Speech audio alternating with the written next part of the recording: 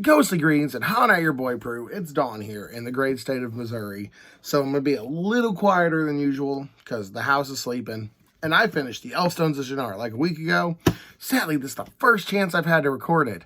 So let's get into it. And I might be a little less than spoil, because this will be a spoiler for this book. So if you haven't read this book, you really need to. And I'll do my darndest to not spoil too much. But I will have some spoilers, of course. So, book 2 of the Sword of Shannara trilogy.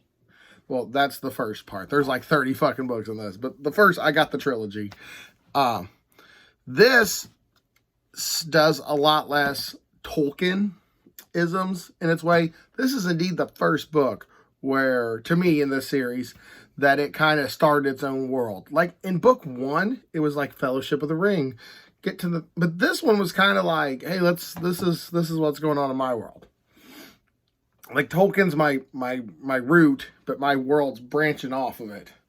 And I thought that was really cool. And also, this is a dystopian. I like dystopians. Dystopian fantasy. That was cool to me. That was really cool to me.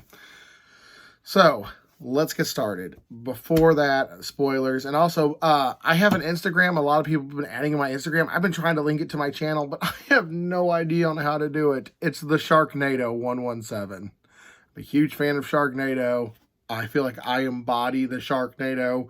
Can a Sharknado be a spirit animal? Because I think the shark's my spirit animal. And a NATO, why not? Awesome. Okay, so let's talk about Elfstones of Shannara. Okay, you know how I like to do reviews, plot premise, characters, pros and cons, and just the overall journey, how the book flowed together. So let's get right into it. I don't want to make this too super long, but I will let you all know this was really good. I really liked it. The main characters are, of course, Alanon the Druid, returns from book 1. There's some returns from book 1 I really liked. The Elfstones, obviously, come back. Will Omsford, Flickenshay's descendant, he's in there. I really liked Will. I kind of felt like the reader was supposed to like Will because he kind of was new to the world. So the stuff that they were talking about, like magical trees and demon reapers and shit like that. There's a shapeshifter and there's stuff you don't really know about. So Will not knowing about it, it was indeed a good point of view to get into from the reader because, oh, I also don't know what the fuck's going on. Oh, we're learning it together. So it's cool. So in that way, the way they write it, you kind of develop like a friendship. Like you as a reader develop a friendship with Will, to me, because you're both learning it together. He's like when you go to take a test and the dude you're taking a test with is also just as nervous and fucked as you. And you're like, oh, good, we're going to bond. So you feel like you kind of bond with Will. Also, Amberly, I think is how I pronounce that right. She is a chosen, and there's this magical tree called the Elcris. This is the plot, but we're gonna get that later. And she's a chosen, and she fucks it up, and she doesn't want to do it. She doesn't handle responsibility too well. Oh, those guys are so cool. Okay, so characters, I'm gonna give 5 out of 5 stars, especially with the way the writing partakes with Will and Alanon's journey together. Felt like it was a Pippin Gandalf type situation. But you also felt like a bonding was going on, kind of like an Ursula K. Gwyn vibe. So that I'm going to give 5 out of 5 stars. Plot. Let's talk about plot. The plot was basically kind of a basic bitch plot where it's, oh, there's a magical device that's whatever and we got to save it. Yeah. So there's this magical tree called the Elcris and it's dying. And when it dies, demons can come on. And there's this other fucking evil druid on the other side that's pulling in shit, and he pulls like a fucking reaper, which is like a winged bat reaper.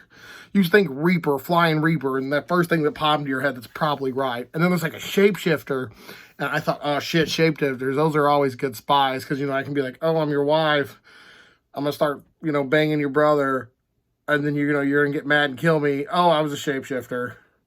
Oh, I'm gonna be a king's guard and let the king die. Yep, shapeshifter, got it, yeah.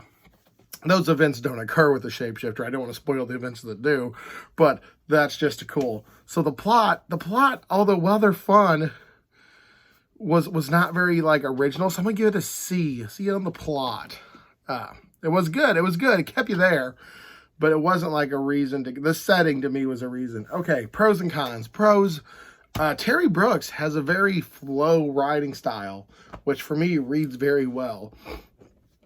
It's like whoever he wrote this for, he definitely wrote it, and then it just sort of just flows. I don't know how else to say it. Like, you're reading it, and any point's a stopping point, any point's a continuation point. It's like it has like in a video game, you had a world save feature. It's like, boom, save it right here to start up wherever you're at, and that's what it is. And it didn't feel like a chore to read. It just was a smooth. It's like when your butter is kind of warm. Really able, or your peanut butter or your jelly, and you're able to smear it on your sandwich, and it's just smeared real well. This is a really well smeared peanut butter and jelly sandwich. Cons, though. Cons. The rovers are kind of blah. They don't do a whole lot of their, and the mythological part of the races, I felt is always like, I'm not still 100% sure in this world what a gnome is. And let's do the math real quick. 726 pages.